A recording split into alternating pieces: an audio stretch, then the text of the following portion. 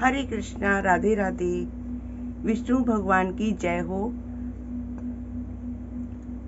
बैसाख मास महात्म की जय हो। आज का अध्याय 15वां अध्याय। हमने पिछले 14 अध्याय में सुना कि भगवान ने कहा कि मैं अपने भक्त के लिए सब कुछ छोड़ सकता हूँ, चाहे मैं अपनी बैकुंठ छोड़ सकता हूँ, वैजंती माला छोड़ सकता हूँ, लक्ष्मी जी को छोड़ सकता हूँ, लेकिन मैं अपने भक्त के लिए जो मेरे लिए सारा कुछ अपना प्राण तक त्याग देते हैं, तो मैं उसके लिए हमेशा उसके साथ रहता हूँ। और बोलते हैं कि जहाँ पर भी मेरी कथा होती है, पापों को दूर करने वाली विष्णु भगवान की जहाँ पे कथा होती है, वहाँ पे सारे तीर्थ और अनेक क्षेत्र आ जाते हैं और उससे उनको मुक्ति मिलती है। अब आगे का 15वां अध्याय। शुकदेव जी बोलते हैं कि हे राजन, मधुसूदन भगवान के प्यारे पाप नाशक वैशाख महात्म का फल सुनो। प्राचीन काल में एक पांचाल देश में पुण्यशील और बुद्धिमान भूरी यश का पुत्र पुरुष रहता था। पिता के मरने पर वो राजा हो गया। ये बहुत शूरवीर, उदार और धनुर्विद्या में बहुत बड़ा प्रतापी राजा बना। धर्म पूर्वक पृथ्वी पर शासन करता था, परंतु पूर्व जन्म में इसने कभी जलदान नहीं किया था। इस पाप के कारण कुछ काल में उसकी सारी संपत्ति नष्ट हो गई। उसे बलहीन जानकर उसके जो शत्रु थे, अनेक राजा आए और उसको युद्ध में जीत लिया। राजा परास्त होकर शिशिनी रानी और छात्रादि गण साथ में लेकर जहाँ कोई मार्ग नहीं जानता था, ऐसी पहाड़ की कंदरा में घुस गया। वहां उस राजा ने 53 वर्ष बिताए। एक दिन अपने सदगुरु के बारे में सोचता हुआ अपने गुरु को याद करने लगा। तब याज और उपयाज नाम के मुनीश्वर सर्वज्ञात राजा के पास आ पहुंचे।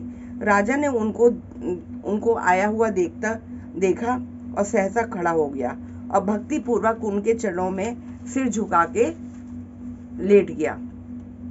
दोनों मुनियों ने उसको उठाया और आंसू पहुंचे उसके।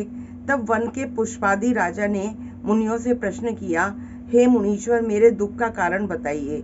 मेरे सत्कर्म करते हुए भी मेरी सारी संपत्ति क्यों नष्ट हो गई और मुझे इतना महान कष्ट क्यों भोगना पड़ रहा है।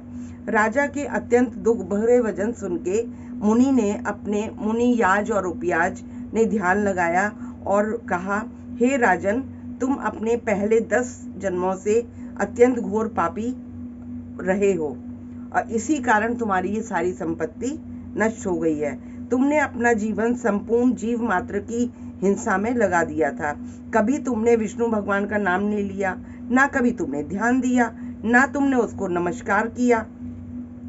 तो राजन, तुम्हारे ऐसे करते करते 9 जन्म बीत गए और 10वें जन्म में जब तुम सिंहाद्री पर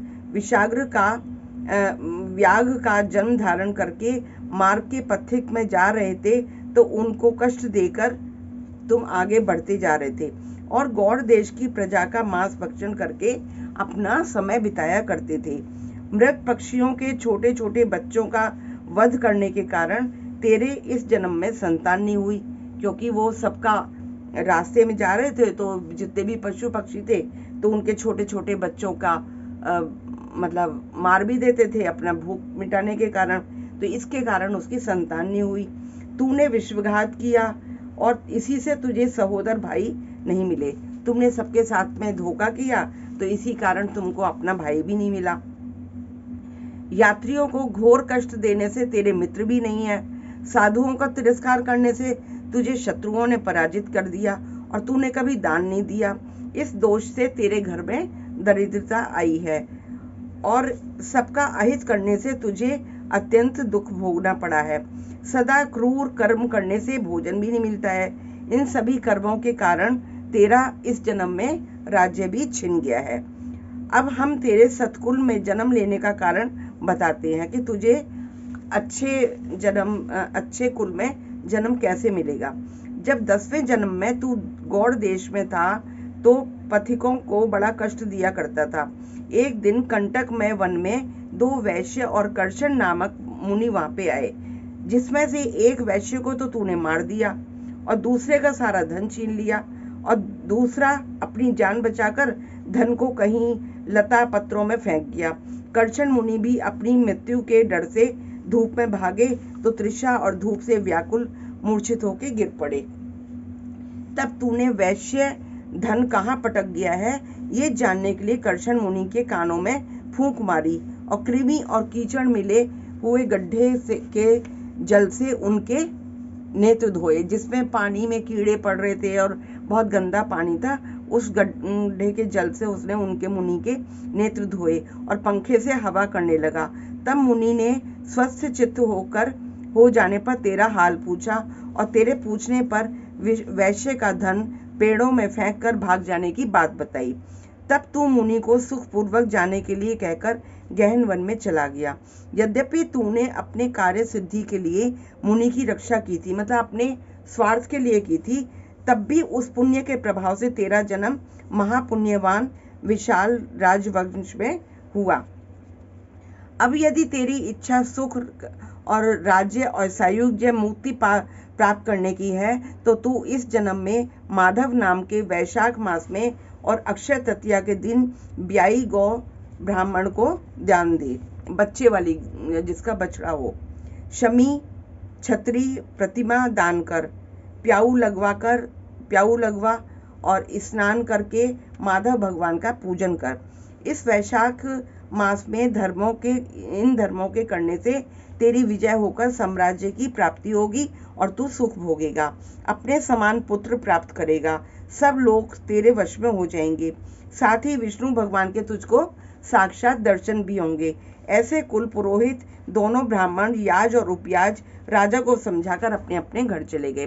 तब राजा ने अपने पुरोहितों की आज्ञा के अनुसार अपनी बची हुई सेना को साथ ले जाकर अपने संपूर्ण कुटुंब सहित पांचाल नगरी में प्रवेश किया और वैशाख के सब धर्मों का पालन करने लगा। जब राजा ने फिर से चढ़ाई कर दी तो घोर संग्राम करा और सबको जीतकर उनके राज्य में से 10 अरब घोड़े, 3 कोटि हाथी, 1 अरब रथ, 10 सहस्त्र ऊंट, 3 लाख गधे अपनी पुरी में लाया और सब राजा कर देने लगे। मधुसूदन भगवान की कृपा से वह चक्रवर्ती राजा हुआ। उसके 5 पुत्र हुए जो कि बहुत गुणवान, शूरवीर और उदार थे। उनके पुत्रों के नाम धृष्टकेतु, धृष्टद्युम्न, विजय, चित्रकेतु, मयूरध्वज हुए। संपूर्ण प्रजा अनुराग और विश्वास करने लगी। फिर पंचाल देश का राजा निष्काम चित्त होकर मधुसूदन भगवान की पूजा के लिए सभी धर्म करने लगा, जिनसे प्रसन्न होकर भगवान ने अक्षय तृतीया के दिन चारों भुजाओं में शंख चक्र पद्म लिए, पीताम्बर धारण किए, वनमाला धारण किए, लक्ष्मी सहित अनुचरों सहित गरुड़ पर चढ़कर उनको साक्षात दर्शन दिए। उनके असहनीय तेज को देखकर राजा ने अपने नेत्र बंद कर लिए। फिर उनके दर्शन कर हर्ष के मारे सब देह में उसके रोमांच पैदा हो गया, नेत्रों से आंसू गिरने लगे। अत्यंत भक्ति पूर्वक हाथ जोड़कर सिर झुकाकर भगवान की स्तुति करने लगा। इति 15वां अध्याय संपूर्ण। बोलिए विष्णु भगवान की जय। बोल वैशाख मास के महात्म की जय। बोल वैशाख मास के भगवान की जय। जय जय श्री राधे श्याम।